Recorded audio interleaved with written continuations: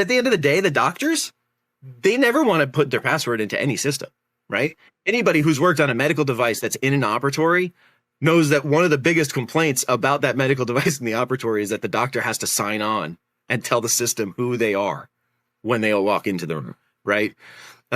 It interrupts their workflow. And at the end of the day, it's about the patient's care to the doctor. It's not about the effectiveness or the use of that device, right? Yeah.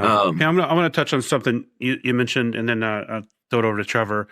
I think you touched on a couple of things, Kevin. One is some software developers simply don't know how to do secure code. But the other thing is, you mentioned, and I agree, is these deadlines. Because I used to work and manage a team of software developers when I was a director a long time ago.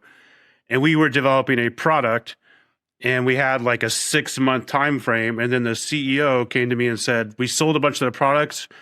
Whatever we have done, just package it up and ship it out a month from now. And I'm like, well, we haven't done our security testing. We haven't completed all these things. He's like, I don't care. Just get it out the door. So that definitely comes into play. And then something else you mentioned, it's ironic because Trevor and I call hospital networks hostile networks because we just assume they're compromised.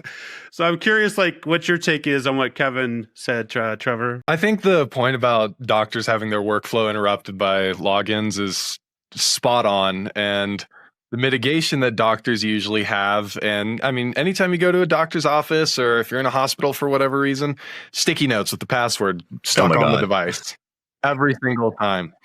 I thought it was funny.